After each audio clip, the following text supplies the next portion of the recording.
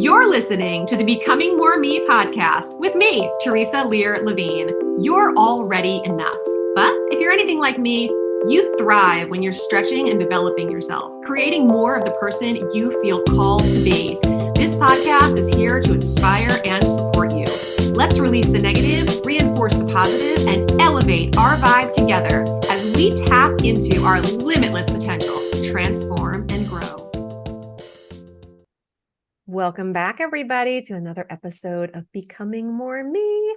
Today, I am welcoming JD Kindred to the show. JD is a Canadian-born author, entrepreneur, world traveler, and intuition and empowerment coach. Her book is titled Intuitive Business Connections, Grow a Business from 0 to 6 Figures in an Intuitive Way, which I know is going to have some great insights to offer everybody who's listening. And she's passionate about helping other entrepreneurs and business professionals live more intuitively and authentically while enjoying a balanced and joyful life. And I know that she's also hosting some amazing retreats these days. So I can't wait to just dive in and talk to you, JD. Thank you so much for being here with me today. Thanks for having me, Theresa. Yeah, I'd love to just start with some details about your present life, where you're living, how you spend your days, what you enjoy, hobbies, things of that nature. Tell us a little bit about you. Oh, I love that question. Yeah, and it's so fun because if you would have asked me this question last week, my answer would have been completely different. I just got back from Costa Rica like 2 days ago, and I spent about a year and a half really traveling around Costa Rica looking for community, sisterhood, women's circles, yoga. I completed a yoga teacher training, daily meditations at these beautiful retreat centers. So eating mangoes and avocados, and like my life was a little bit more different, but not really. I came back a couple days ago and I'm still living that kind of retreat style life. And so, my day starts with, deep dive meditation. So it's not like a 5 minute, guided audio meditation on your phone. I really want to disconnect from technology as much as possible. I live, an hour north of Montreal and by a lake in the forest. So being connected to myself in solitude and silence is important. So it's like a nice 1 hour meditation in the morning, practicing more yoga, going almost every day into the forest with my dog. For me, dog is What kind of dog do you have? I have a little cute Maltese Pomeranian. He is the cutest little soul. I'm so in love with him. He's a rescue. So it took me years to get him like rehabilitated to equate humans as being nice and not to like attack humans. That was a process, but he is such a healer. He's such an empath. I believe in animal therapy, dog therapy. So he's with me on these retreats. Like I think he's really important. He's a really important piece. Like anyone who comes for my retreats, they know he's going to be here. He's such an empath. So I love being around him. He helps me really live in this heart open space, which it's a rarity. It's maybe it's more easier for me to open my heart to animals sometimes than it is to humans. They're just love. They're so just full pure of love. They can't tell us anything we don't want to hear. And it's super simple. I love my dogs and I love time with them. And I can tell my kids absolutely, like when they're having a bad day or whatever, I always see them kind of hugging on the dogs and, soaking up that amazing energy from them even more than usual. So yeah, animals are amazing. Yeah, I believe animals are our medicine. The trees are our medicine. Being in silence is medicine. Even breath. I was doing breath work, which is mind blowing. It's like, what? We can literally just breathe a certain way for 8 minutes and go into some, like out of body experience and profound healing. Like it's like the most transformative things are so simple. So simple. So my day is like, being in nature and for fun activities. I love dancing. Dancing is therapy for me. I'm able to shake off any stress, any anxiety just through dance, simple dance. It could be dancing alone at home, or I love to go salsa and bachata where I have to be 100% in the moment when I'm dancing. So like or in going to the spa.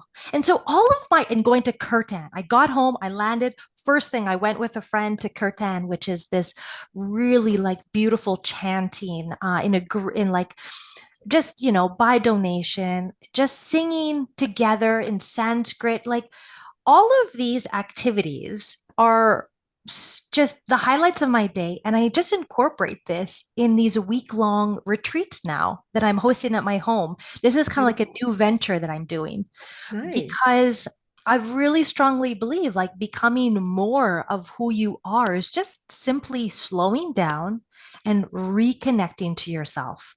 It Yeah. doesn't take a lot.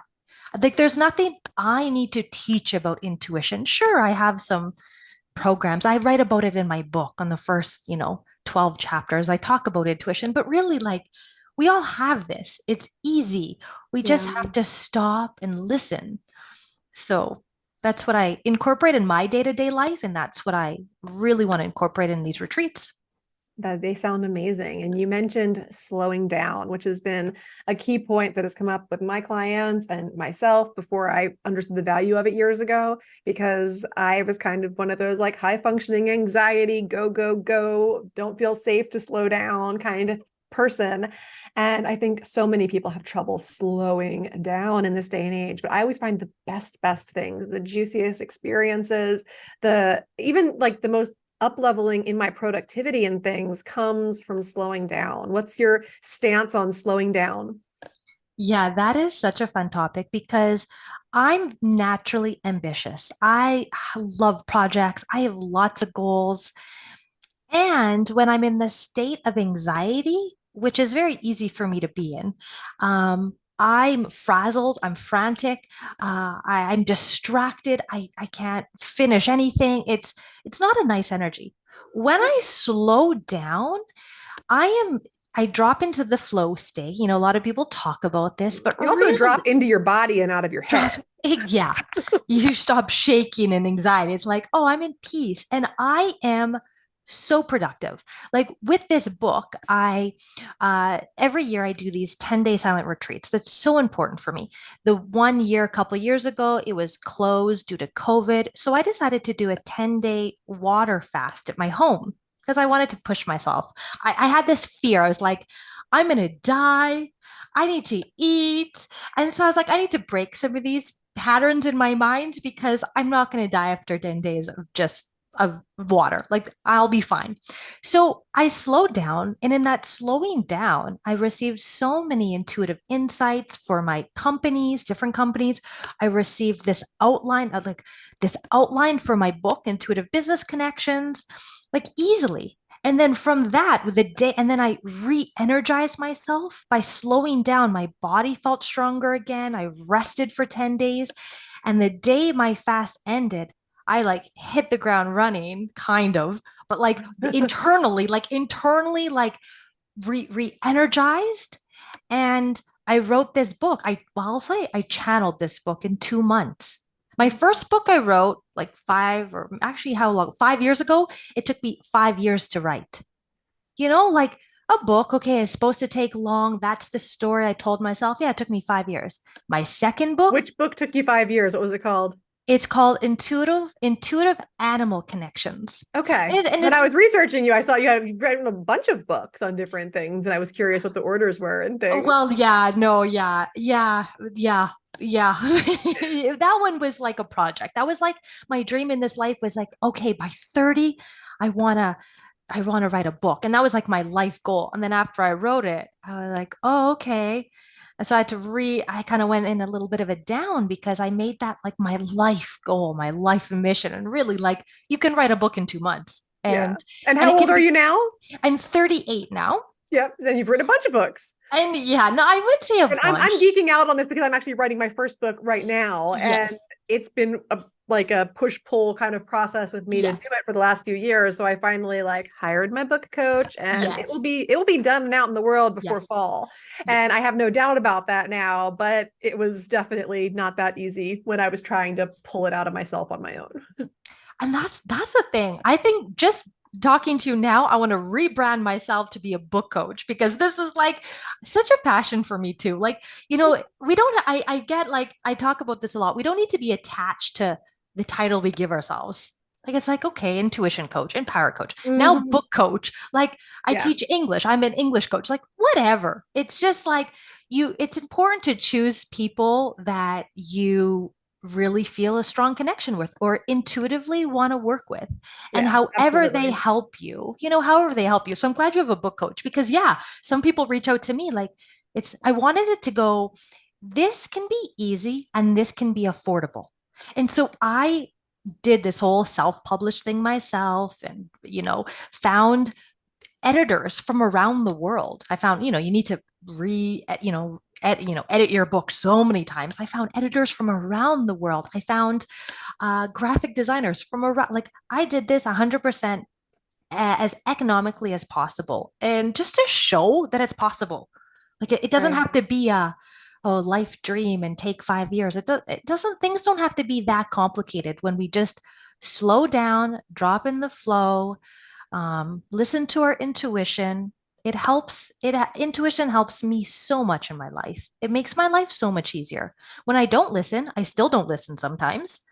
And then it gives me little detours. And it's like, okay, I know, little slap on the hand. Like, it's not the end of the world, but it's these little slaps on the hand that took me back a couple months, or, and it's like, well, I don't need to struggle. Life can be Right. easier.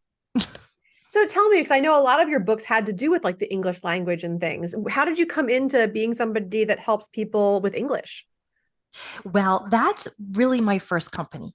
I started a language school 12 years ago. So that's my main company, actually. And then throughout a And maybe you decade, can weave this into the 0 to 6 figures thing, like your own exactly, story of that, and that would be great. I'm just noticing all exactly. these little pieces, and I know my life and my business is very much the same. All these different businesses, all these different ideas, and then you've met the goal.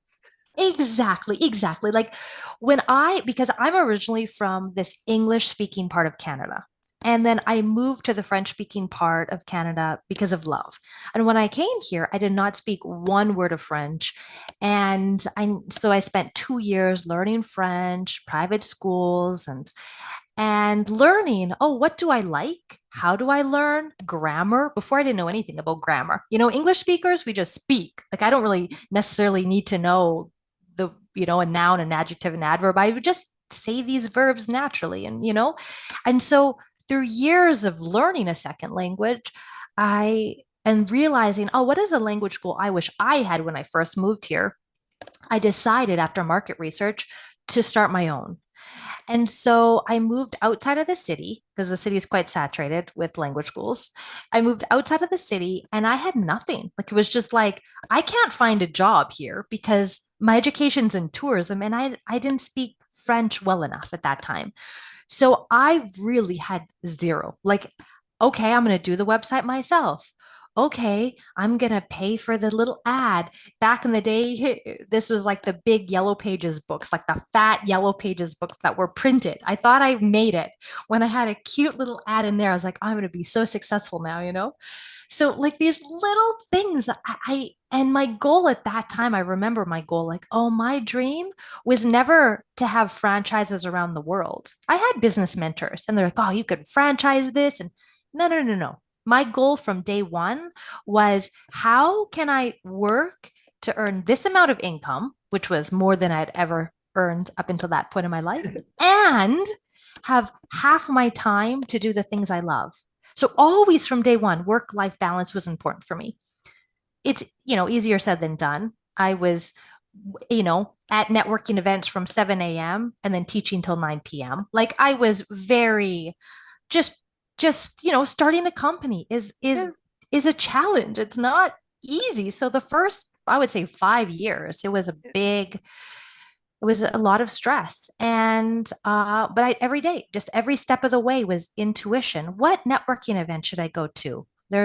It's three options tonight. Where do I need to go? So I read a lot about this in my book, some stories about that, which I love because, if I hadn't gone to one networking event, I wouldn't have met this person, which led me to this, to this, to this, to Yeah. this. And so it's just like, And I just kind of followed my intuition throughout. And and now I was able to grow my company bigger than I'd ever expected it to be, to the point where at 2020, I was big enough to finally delegate and have a Mhm. team. The art of delegation. I think I write about that too. It's just like, Yeah. wow, what a concept. I earn more and I work less just by simply delegating. But that took me a decade to learn. Like it's not always easy. So I've It's not delegated. intuitive to know how to delegate. Yeah. I know Yeah. I'm grateful Yeah. for the training that I Yes. received on basically how to be a boss. And Yes. that makes a huge difference. Yes. And one thing too is I had a coach finally on my 10-year anniversary. I gifted myself with a business coach. Up until that point, I had mentors, volunteer mentors. I'm always about, people helping me and guidance, but to invest that much money on a business coach always scared me a little. And I worked with him for 10 months. My sales went way up and he helped me focus on my goals. And he helped me, like, hey, have you read this book? Have you read that book? Because he was a big teacher in your company can only grow to the ability that you grow. So, constant personal development, like always reinventing myself so I can reinvent my company.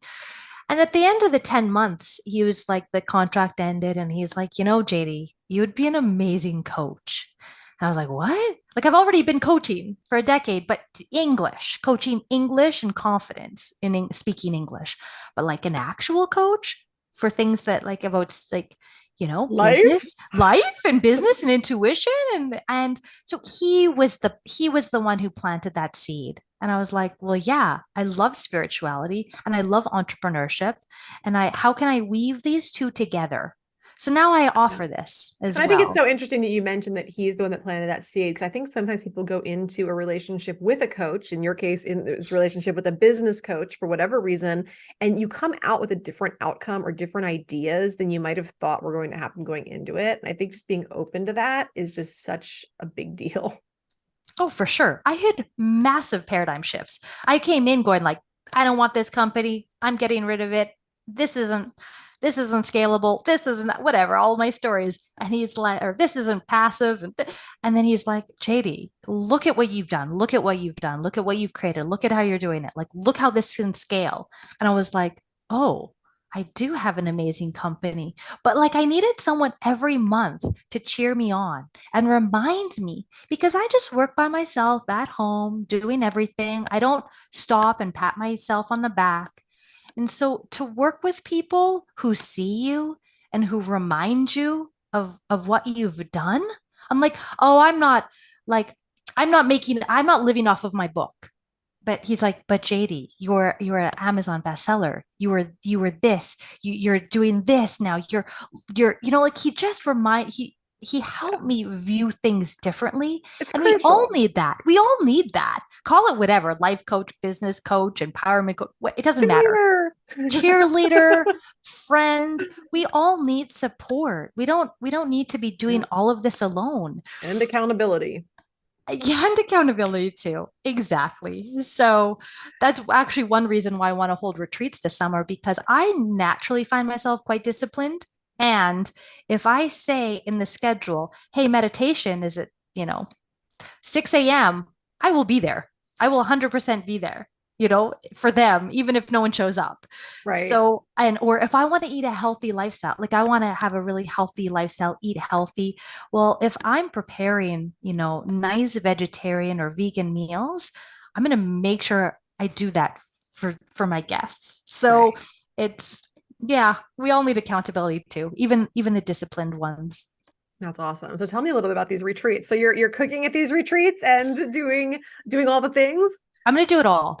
I'm going to do it all because these are small, intimate retreats. They're not a group of 15. It could be, between one, it could be a complete private retreat, a party of one to max, I would say 6 to 8. I have a few rooms. Well, I have 3 rooms. There's even a beautiful in my backyard. If people want to have the most economical option, they can camp by a river. Like it's just, it's going to be very small, intimate retreats where people can slow down, have solitude, have quiet, attend meditation with me if they want, join me for yoga if they want. There's going to be daily coaching if they want. Like it's all optional. Like it's like this is just I want to create a really safe space for the nervous system to relax. You know, Mhm. when our nervous system relaxes, we naturally feel better, we feel more Yep. calm, we connect to ourselves, we connect to our intuition. Nature is a healer, my little dog is a healer. Um, Yeah. just swimming is healing, dancing is healing. So it's a time to recharge and Yeah. recenter. And that kind of retreat definitely is what people need to do that. I know we were planning our vacations for this summer, and oftentimes my husband will plan, which I'm like, that's awesome because planning takes a long, I mean, we have, four boys, two of us, we've got dogs to accommodate for. Like the planning takes like as long as the vacation, honestly. Mhm. And oftentimes because we want to see so much and we love exploring and getting out in the world, our vacations will be like a night here, 2 nights there, and like we're just like moving and shaking and all over the place. And this year I was like, babe, I'm like, I love our vacations, we make great memories, but like I want a nervous system friendly vacation this year. Did you Like say that? I did. Well, I mean, I'm an EFT master practitioner and a hypnotherapist. Like nervous system stuff is my jam. It's all Yeah. about nervous system work. Yes. But I said that I was like, I just want to like rent a house on the beach or on the lake or whatever. We are going to Cape Cod. So we got a house like right on a lake up there in the middle, like right between the beaches and the coasts. And like that's our place. And I picked a place that has a nice like loft office in it where I can do my writing in the morning because I know I'm going to be doing that before the kids get up and just all the things. So yeah, your retreats definitely speak to that kind of a vibe, which is what I'm going for this summer. The like, let me just actually unpack my suitcase and stay a while. I love that. I've even had one mother, she contacted me. She goes, I want my family and my dog to come to one of your retreats. I was like, oh, would you like to rent the house? I can leave. Like I imagine she wanted a family vacation. She said, oh, no, no, I want you there. And I went, wow, like how beautiful. Because for me to come in and go, hey, let's sit in a circle as a family and meditate. Let's have some authentic relating. I used to backpack with my family all around the world, and our trips were like yours, like accommodation here, 2 nights there, constantly on the move. And it was so exhausting for me. Yeah. And then one year I said, no, I can't do this anymore. We went on a cruise and I was like, we're going to do authentic relating 1 hour every day. And they're like, what is this? And I created like a whole authentic relating plan of sentence stems and how to really connect with one another, like stories from my parents that I've never heard of before. And to this day, they still talk about that vacation, like to really connect as a Mhm. family. I'm gonna Is have to get your pointers on that before our trip so that we can do that. We're actually taking my mom and my stepdad along with us too. So Oh. like three generations all hanging out at the lake house and doing our thing. And I can't wait to have some authentic relating.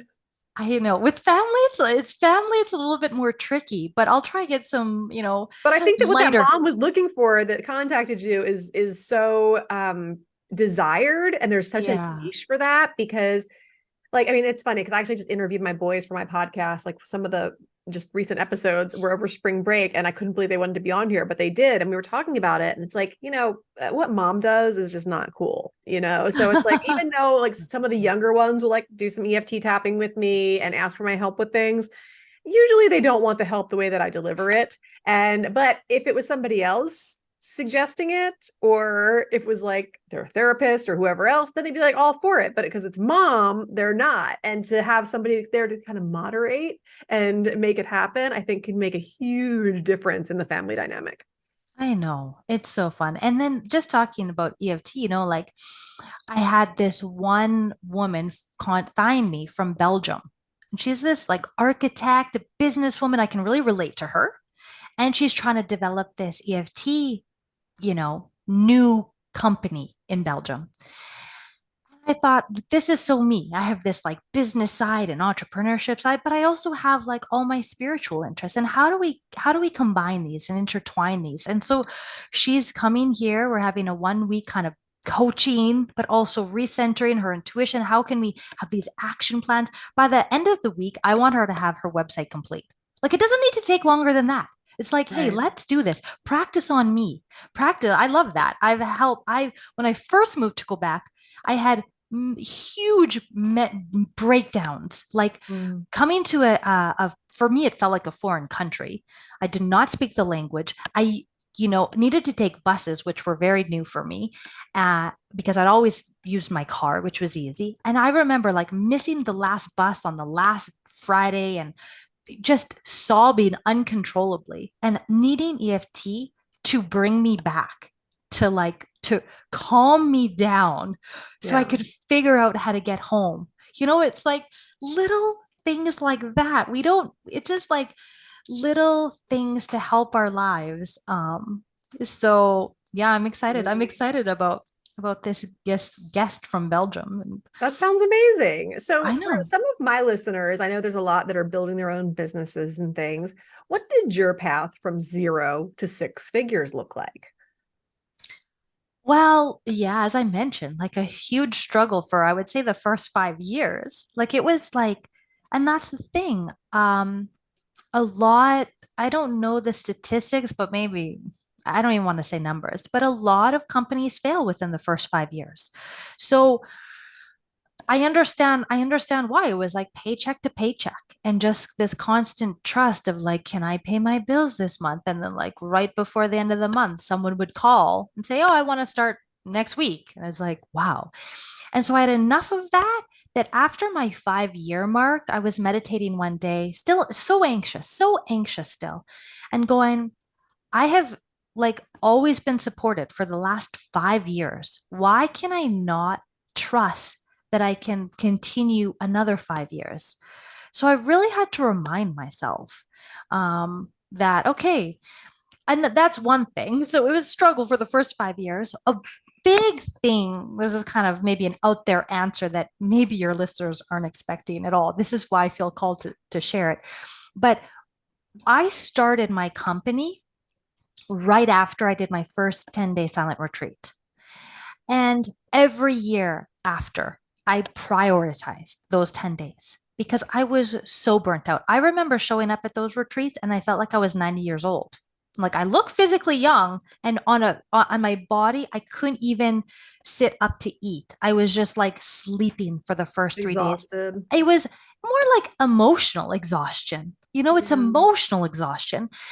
And I would go there every year and recenter, reconnect to myself, and also have really intuitive business ideas that would come to me and go, Mhm. wow, that's brilliant. And I would come back with this renewed energy and I would, start to implement these brilliant ideas that really help me jump financially. Yeah, it would give these like almost like these quantum jumps by stopping and doing nothing for 10 days, which is so Right. counterintuitive. Yeah. So again, I say that like when people are stressed out or when even my busy clients today, the homework I give them, even when I'm still working with my other company and teaching English, it's like I never say, oh, do more grammar. I say, hey, go for a walk. Hey, like read this self-help book in English or spend more time with your wife or like that's the homework Yeah. I give my Just allow clients. things to integrate. Yeah, yeah. So, uh, I'm such a big advocate for like slow down, recenter. If you're as entrepreneurs, usually self-employed entrepreneurs, we are, um, we only have a limited amount of energy. And we have to make sure that we are physically and mentally okay to be able to keep running our company.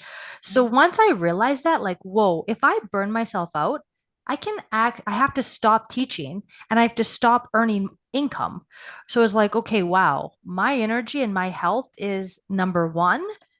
And then I really took a step back and then I would cut things out. Like, I don't need to do that many networking events, or I don't need to go to this many things. So I really tried to prioritize my health so I can actually continue to run my company, That's which so is important. important. Absolutely. What are some of your favorite ways that you have like leveled up or personally developed during this journey? Um, Aside from meditation, I think reading.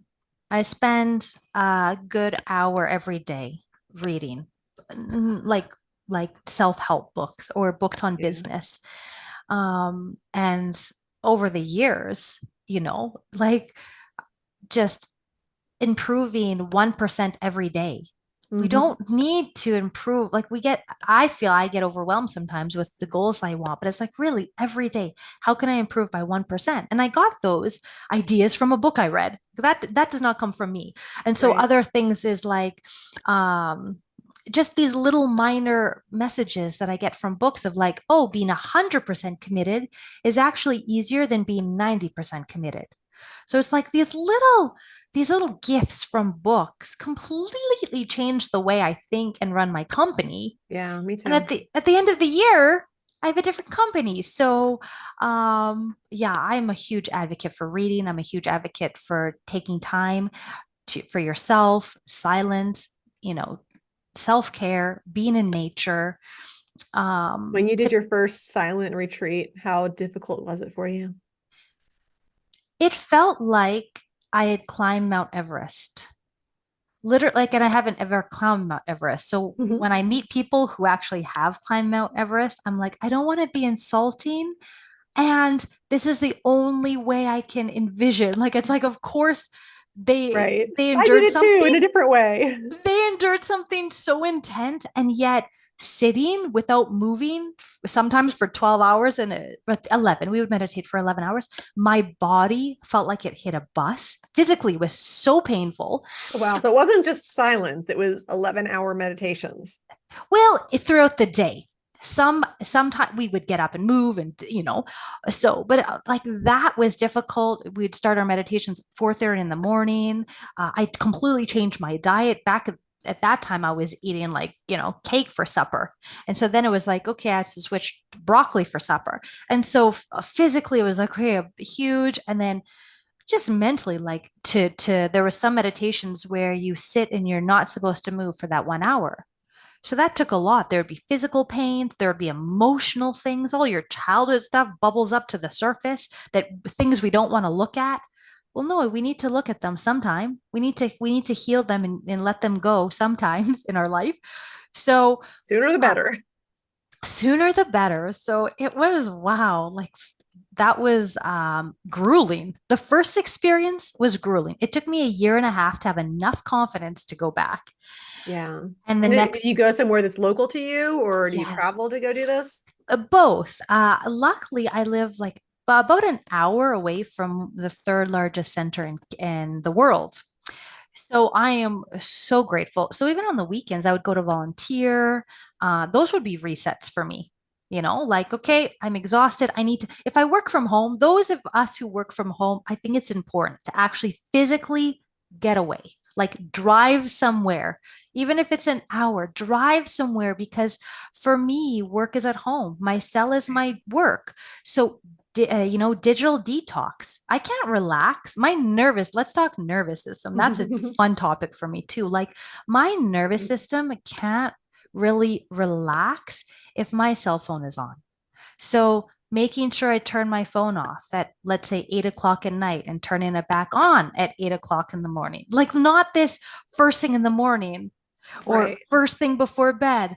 Like literally little minor changes in our life, I think changes everything. Big Well, you difference. you know this. Yeah. Oh yeah. So yeah, I'm big on digital detoxing. And that's why I love these Vipassana, because you are not allowed to bring your phone. You drop your phone off and you have zero access to it. And if someone isn't ready to let go of their phone for a week, they're not allowed to be at that retreat. They're asked to leave. It's like, Wow. okay, well, you need to go home. You're not ready. You need to commit to this. And it's like a big operation. That's Mount Everest worthy, I would say. Thank you. Definitely. Thank you. I don't think I'm selling it very well, but really it's the magical. The first one was rough. After that, they're much easier. It's like the best, most gentle 10 days. But yeah, the first one was grueling for sure. Yeah. Like even my sister, I have a sister, she's a burnt out social worker and she did her first 10 day and she said, JD, never again. I will never go back there again. I was like, okay, this is maybe my path, no worries. And then years later, when she was so burnt out again, she was just like, all I need is a 10 day of Vipassana. All I need is 10 day of silence. So that seed was planted for her. And it's like, it's a tool and it's there when people need it. And for me, it's helped me a lot in my company and my personal life. That's awesome. I don't think I've ever gotten to speak to somebody that has done that on the show. So I appreciate you sharing that experience. And Nice. yeah, I can't even imagine doing that, honestly, right here and now in my life, because I can't imagine being out of touch with my family for that period of time. The I shorter ones. know. You have to first do a 10 day and then you can do a 3 day. But to be honest, the 3 days are more tough because you're going in the outside world and then you like boom have to deal with everything in 3 days. I like will get sick in those 3 days. I'll have crashes. Like it's actually physically like much more intense. But that's the thing. There's so many moms, which I'm not a mother, but there's so many moms who never even allow themselves 10 days to themselves in this lifetime. And it's like, I just think that's a gift that all moms could give to themselves. Sometimes a lot of pregnant women go and they have this like calm, like really relax with their baby before delivery. So there's Yeah. a lot of pregnant moms that go, and then moms, once you start, moms continue meditating, and the kids learn to respect mom while she's in silence. I think it's beautiful, but I can't imagine being a mom, so I can't speak for that. But I just witness others, and it's like, oh, that's beautiful that they've incorporated that in their lives. Yeah, interesting thoughts for me to explore around that for sure. Thank you for bringing them into my consciousness. I appreciate it. Yes, I'm So planting some tell seeds. me, where can people find out more about you if they want to learn about your coaching or your retreats or whatever it is that you're currently doing in the world? Yes, the easiest way is my website, which is intuitivebusinessconnections.com. From there, you can learn about coaching I do. You can see the link to buy my book. You can see the link to my YouTube channel that I post a lot on.